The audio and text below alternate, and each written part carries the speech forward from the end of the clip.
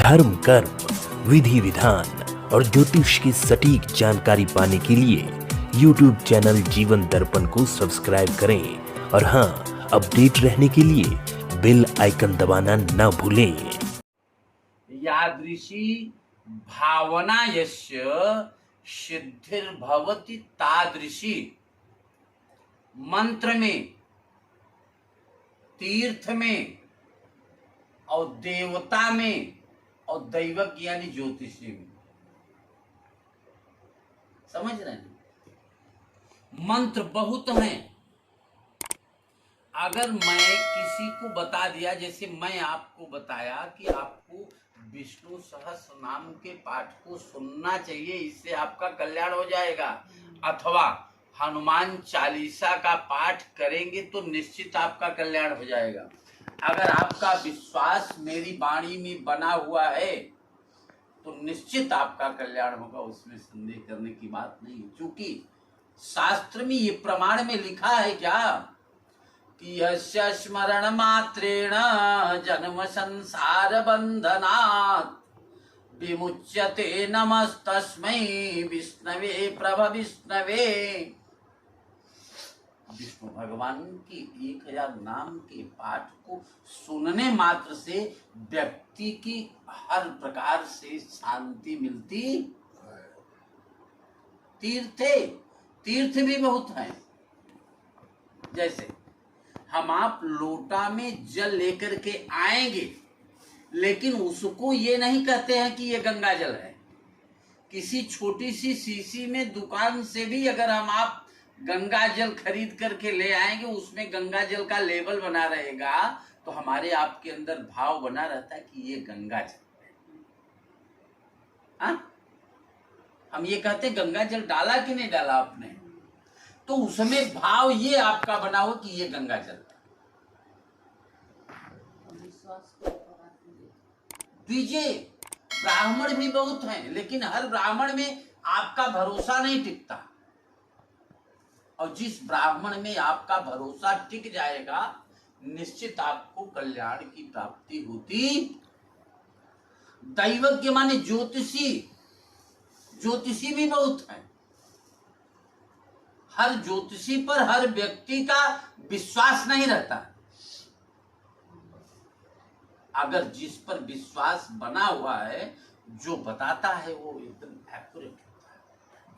उसी प्रकार से जैसे एक छोटे से बालक की बात मैं बता रहा हूं। 5 वर्ष की अवस्था का बालक था, और 5 वर्ष की अवस्था का बालक दुर्भाग्य से देख लीजिए कि उसके जन्म के कुछ दिनों बाद उसके पिता की मृत्यु हो गई थी, और वो गरीब परिवार से था। तो वो उसकी माँ क्या करती थी, दूध जो पिलाती थी, उसके स्तनों में जितने दूध रहते थे, लेकिन उस दूध से वो तृप्त नहीं हो पाता था।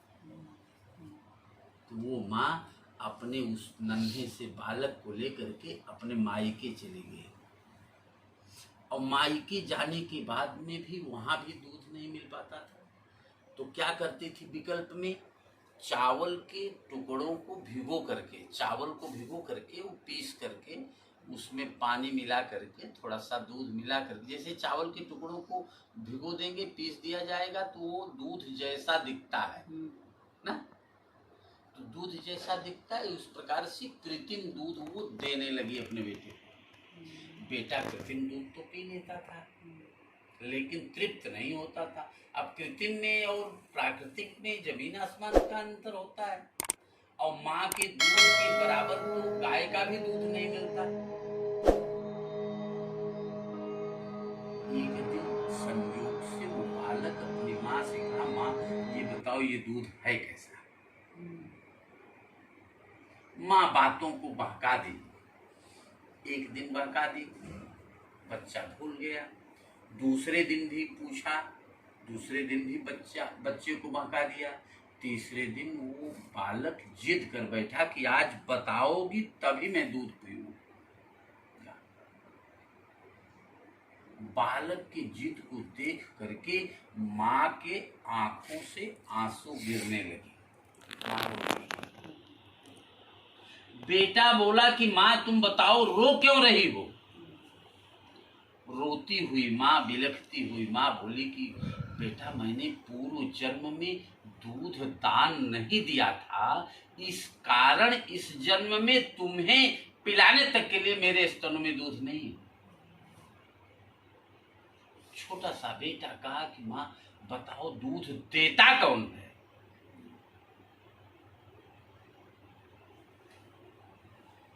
माँ के मुख से निकला कि शंकर जी दूध देते हैं। माँ के मुख से निकला शंकर जी दूध देते हैं। 5 वर्ष की अवस्था का बालक अपनी माँ को प्रणाम करके चल दिया। कहा कि माँ मैं शंकर जी से दूध लेकर मैं आता हूँ। चल दिया।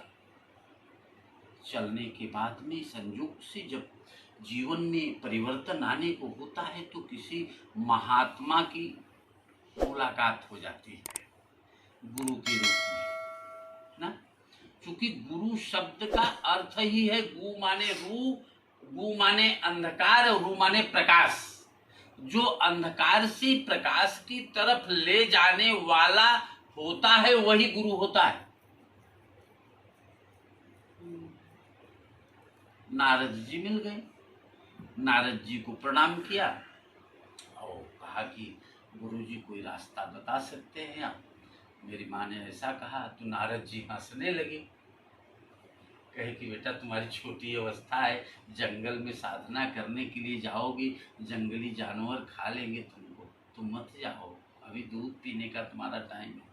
कहा कि दूध के लिए ही तो मैं जा रहा हूँ, शंकर जी दूध देते हैं, ये मेरी माँ ने बताया है, मैं शंकर जी से मुलाकात करूँगा। अगर आपको कोई मंत्र है तो आप मुझे मंत्र प्लीज बता दीजिए। उस बालक के दृढ़ भक्ति को देख करके शंकर जी और नारद ने कह दिया कि ओम नमः शिवाय मंत्र आपको बोलना है।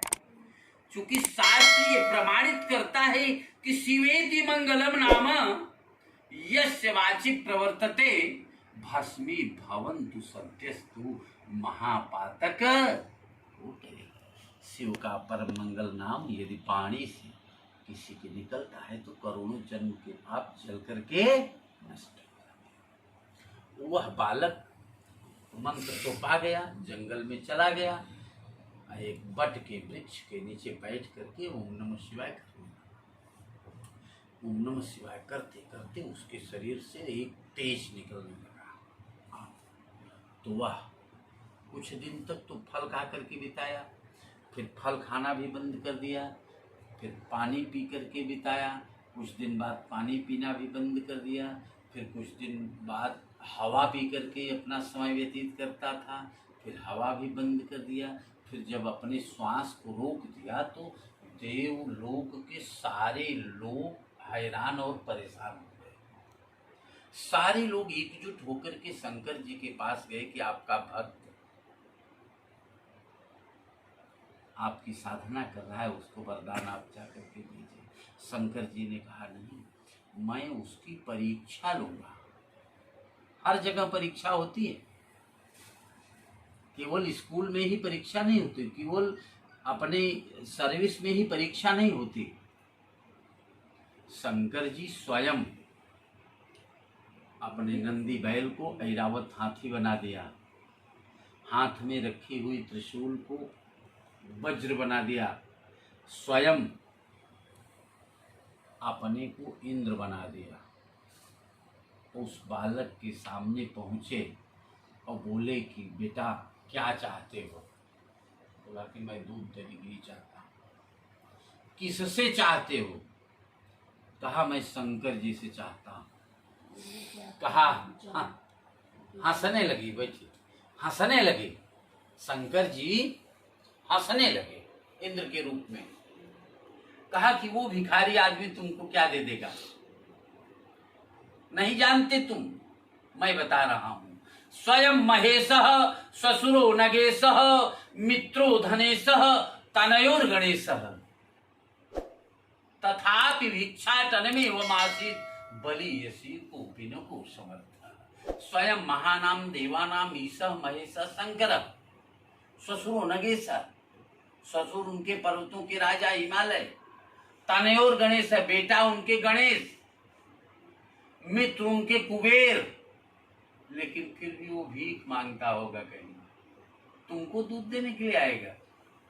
मैं इंद्र हूं, मुझको भजो, सारा संसार मुझसे प्राप्त करता है, धन वैभव संपत्ति, वो कुछ देने वाला नहीं। कहा नहीं, अगर इंद्र देने वाले होते तो मेरी माँ बताती कि इंद्र देने वाले हैं। मेरी माँ ने बताया है कि शंकर जी देने वाले हैं, हमको आपसे कुछ नहीं चाहिए, आप हट जाओ मेरे रास्ते से। शंकर जी कहे तुम समझ नहीं रहे हो, मैं तुम्हारा साधना भंग कर दूंगा। उपमन्यु कहा मेरी साधना आप भंग नहीं कर पाएंगे। कहा मैं वज्र चला दूंगा, तुम भस्म हो जाओगे। कहा नहीं, शंकर जी मेरी रक्षा करेंगे। और इधर से अपने हाथ में स्वयं शंकर जी ही थे, इन के रूप में थे। वज्र जैसे ही चलाना चाहा और वो छोटा सा बालक ओम नमः शिवाय बोल करके जमीन से मिट्टी उठाया और मिट्टी को जैसे ही फेंका और वैसे ही मिट्टी और वज्र से एक जब मिला एक टंकार हुई। उस टंकार से वह वज्र त्रिशूल बन करके वापस आ गया। और जब त्रिशूल बन करके वापस आ गया तो जो इंद्र के रूप में शंकर जी थे वो शंकर जी बन गए। और ऐरावत हाथी जो था नंदी बैल, वो नंदी बन गया। समझ रहे ना? तब शंकर जी ने कहा कि मैं तुम्हारी दृढ़ भक्ति की परीक्षा ले रहा था, तुम्हारी दृढ़ भक्ति की परीक्षा ले रहा था। ये सुरेश्वरावतार की कथा है। इस प्रकरण को सुनने के बाद व्यक्ति के अंदर दृढ़ भक्ति जागृत होती है। और ये शंकर जी ऐसे हैं कि हर व्यक्ति की मनोकामना को पूर्ण करने की सामर्थ्य रखते हैं, चाहे संपत्ति से संबंधित हो, चाहे जीवन साथी से संबंधित हो। आपको कहने की जरूरत नहीं है, आपको हमको कहने की जरूरत नहीं है। जिसकी आवश्यकता ये समझेंगे जीवन में जिस वस्तु की आवश्यकता समझेंगे वो सिस्टम से ये आपको प्रदान करते रहेंगे। बोलिए आशुतोष भगवान की।